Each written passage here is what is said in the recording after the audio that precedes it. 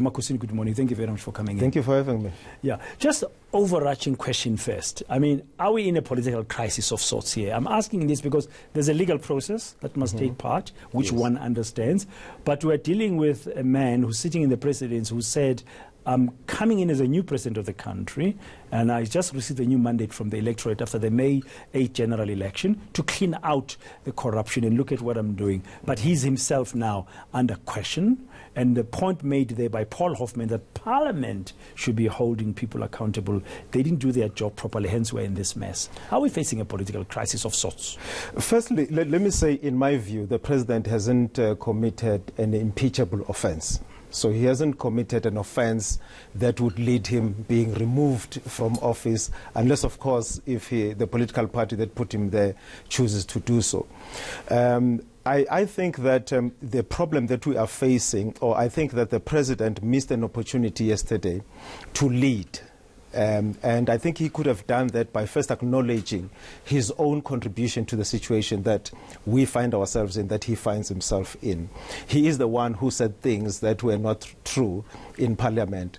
And for him to now speak as if all that is wrong is on the side of the public protector, I think it was an error on his part. The public protector has mentioned money laundering, but from what you are saying, what would have been the precedence, so to say, I'm saying, inverted commas, kind of wrongdoing or crime? Was it that he didn't answer truthfully in Parliament when he was asked the question, and that really he didn't really engage in money laundering? It's a question of him having been dishonest, simply. Look, firstly, I think he should have acknowledged that, what he said in Parliament, what was not true, contributed to the situation that we find ourselves in. But I wanted him to go further and speak about the issue of ANC elections being so expensive. Right? The ANC is a party of poor people in the main. And if you're going to need money like R500 million just to contest an ANC election, I expected him to speak about that because it is wrong.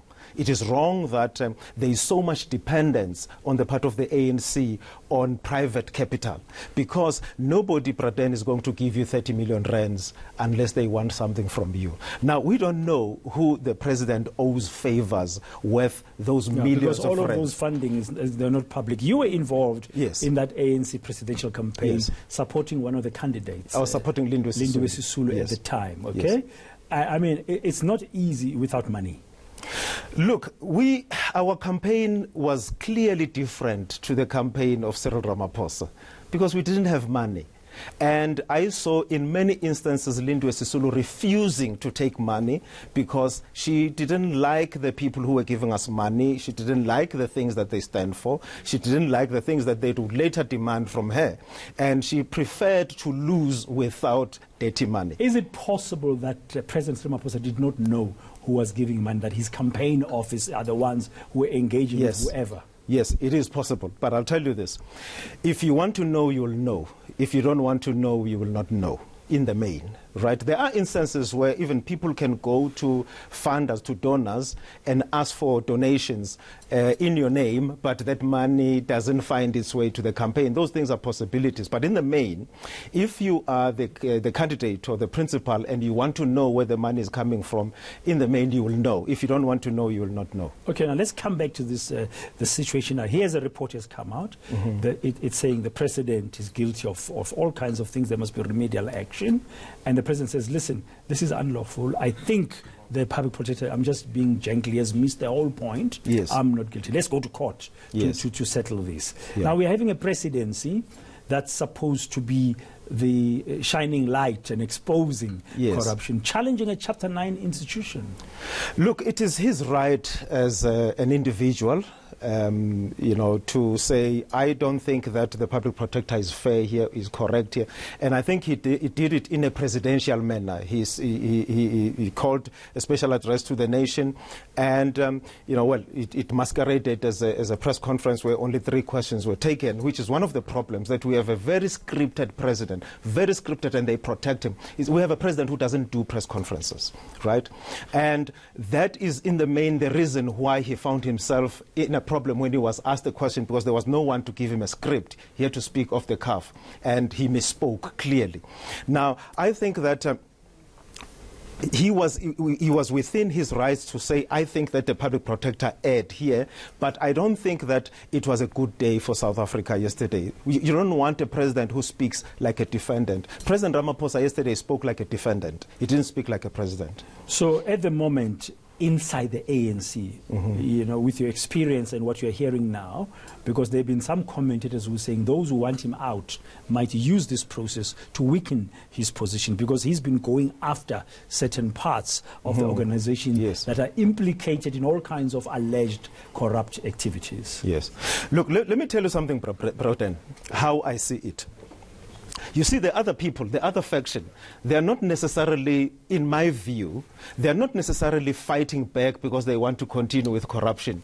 They are fighting back because what the president is doing, he's closing down patronage networks. So they can't benefit. Now, here is the fundamental problem that we're not talking about. It is that the ANC's elections are very costly, and that in and of itself is a gateway to corruption. Right? Because you remember in 1994, the ANC got donations from all over the world. You know, it was a liberation movement.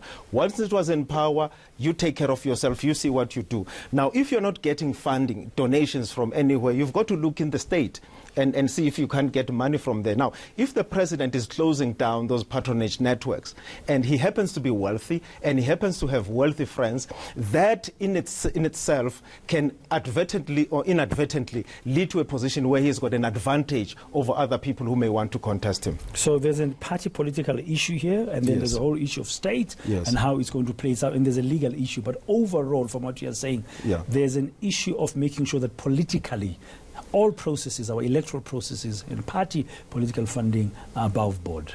Look, let me start with the media, because it's easier for me to do that. Our coverage as the media, our coverage of politics is mainly about optics, right? So can you fill the stadium? Right? And how much money does it take to fill a stadium? So if the media is not going to be interested in your campaign, if you're not filling stadiums, you're not going to succeed. So the media actually forces politics to be expensive.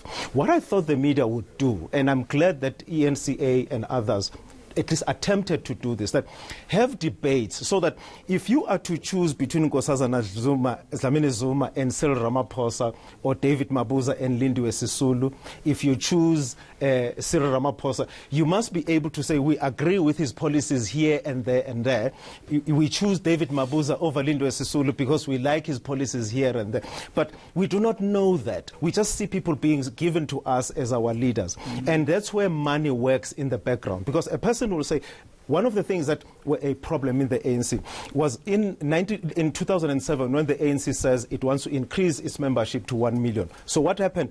People would take branches, create branches, take people, pay for them, the membership fees, and those people are controlled by you. If you want these people to elect you, you've got to talk to me. That's when money became a problem in ANC elections. Okay, thank you very much, Mkhwebane, for your time and some of your interesting insights there about what's happening inside the political party and the bigger questions that are coming out of just this one incident of the Busasa funding of the CR17 campaign.